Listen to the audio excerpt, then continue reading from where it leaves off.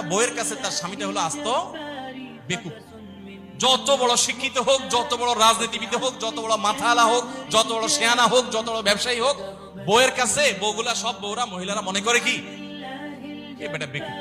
Maximum ক্ষেত্রে এটার ভিতরে আলাদা একটা আনন্দ আছে। যাই হোক, বাজারের কথা বলছিলাম যে বাজার করে মহিলাদের খুশি করা খুব কঠিন।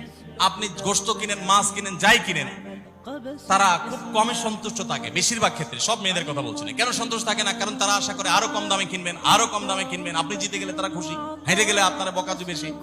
তো এক সরকারি কর্মকর্তা, বড় কর্মকর্তা আমাকে বলতেছিলেন যে দেখেন, আমি সারা জীবন বাজার করি আর বইয়ের বকা শুনি। আমি চলে যাওয়ার পর আমার অফিসের একজন কেরানি আছে, তাকে দায়িত্ব দিছি বাজার টাজার করার জন্য।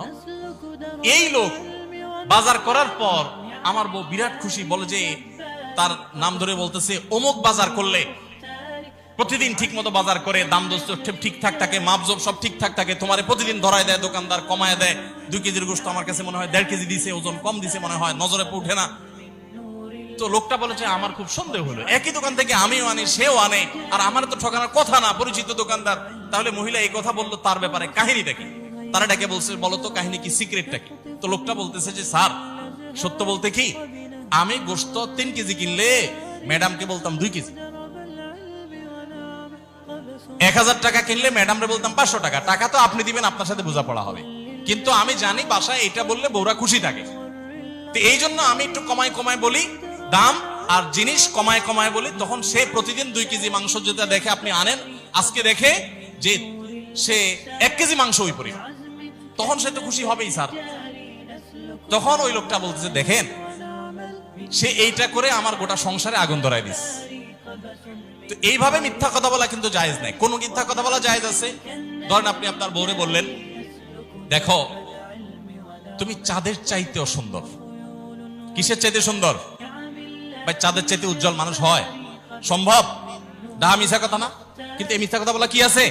জায়েজ আছে। সৌদি আরবের একজন আলেম ডক্টর আয়েজ আল কারনি, মুসলিম বিশ্বের সবচেয়ে জনপ্রিয় আলেমদের মধ্যে একজন। ওনার একটা বক্তব্য আমি শুনেছি, অত্যন্ত চমৎকার কথা বলেন এবং দারুণ দারুণ টিপস দিয়ে থাকেন। উনি বলেন যে একটা ইউনিভার্সিটি প্রোগ্রামে স্টুডেন্টদের সামনে উনি বলছিলেন যে আমি একবার একটা আইডিয়া দিয়েছি দাম্পত্য জীবনের সুখ শান্তির জন্য। বলেন যে এটা ইমপ্লিমেন্ট করে অনেকেই সুফল পেয়েছেন, আমাকে ব্যক্তিগতভাবে জানিয়েছেন। টিপসটা কি? টিপসটা হলো, উনি বললেন যে বাসায় ঢুকে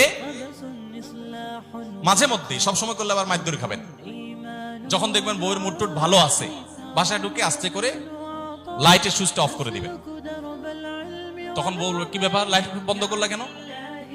তখন বলবেন যে দেখো, বাসায় আসলে তোমার চেহারার উজ্জ্বলতা থাকলে আর এই লাইটটার দরকার হয় না। মহিলা ধরে ফেলবে যে আপনি পাম্পটে দিচ্ছেন, বাতাস দিচ্ছেন, কিন্তু পাম্প যাকে দেন সে যতই বুঝুক না কেন, কিছু না কিছু কাজ হয়, কিছু না কিছু।